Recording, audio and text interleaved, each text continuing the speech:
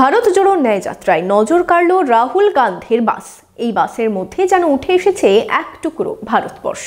এই বাসই মুম্বাই রওনা দেবে মণিপুর থেকে শুরু হওয়া রাহুলের কনভয়। দেখুন বিস্তারিত। মনোবীক্ষণ পলিক্লিনিক, চিকিৎসার জগতে এক দশক। এখন এখানে সব বিষয়ে ডাক্তারবাবু একসাথে তলায়। ফোন করুন 7477799515 এই নম্বরে। একটি বিলাসবহুল বাস 14 জানুয়ারি মণিপুর থেকে রওনা দিয়েছে এই বাস। গন্তব্য মুম্বাই। ভারত জোড়ো ন্যায় যাত্রায় রাহুল গান্ধীর সফর সঙ্গী এই বাস। সাধ করে নাম দিয়েছেন মোহব্বত কি দোকান। বাসের একদিকে বড় বড় ইংরেজি হরফে লেখা ভারত জোড়ো ন্যায় যাত্রা, আর অন্যদিকে রয়েছে শ্রমজীবী ভারতবাসীর পোর্ট্রেট। বাসের পেছনে বড় বড় করে লেখা মোহব্বত কি দোকান, সাথে রাহুল, সোনিয়া ও খার্গের ছবি। এই বাসের সামনের সিটে বসেই ভারত জোড়ো যাত্রার নেতৃত্ব দিচ্ছেন রাহুল গান্ধী। 66 দিনে প্রায় 6700 কিলোমিটার যাত্রা করবে এই বাস। ভারত জোড়ো ন্যায় যাত্রার 19তম দিনে মুর্শিদাবাদে এসে পৌঁছলো এই বাস। দেখুন গ্রাউন্ড জিরো থেকে সেই ছবি। রাহুল গান্ধীর ভারত জোড়ো ন্যায় যাত্রা। মণিপুর থেকে মুম্বাই শুরু হয়েছে এই ভারত জোড়ো ন্যায় যাত্রা।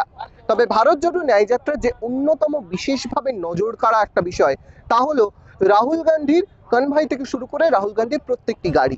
কিন্তু সব থেকে বেশি যেটা নজর কেড়েছে রাহুল গান্ধীর এই বাস।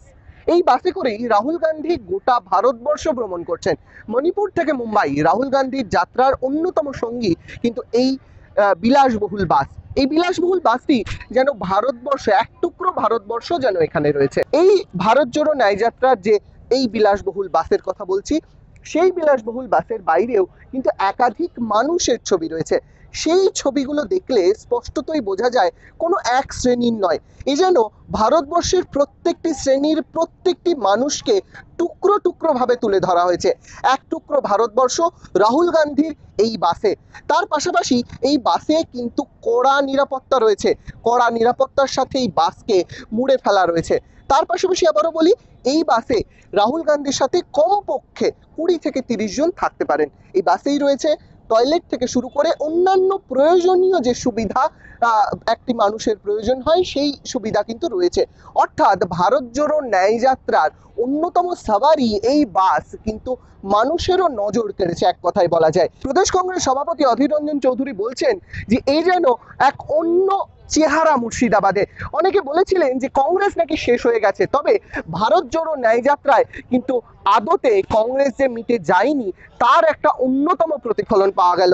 তবে আবারও বলবো, ভারত জোড়ো ন্যায় যাত্রায় রাহুল গান্ধীর এই সাওয়ারি কিন্তু এক অন্য ছবি, এক টুকরো ভারতবর্ষ এই বাসের মধ্যেই। ঋত্বিক দেবনাথের সাথে Vedanta Chattopadhyay, imagine community media, Murshidabad.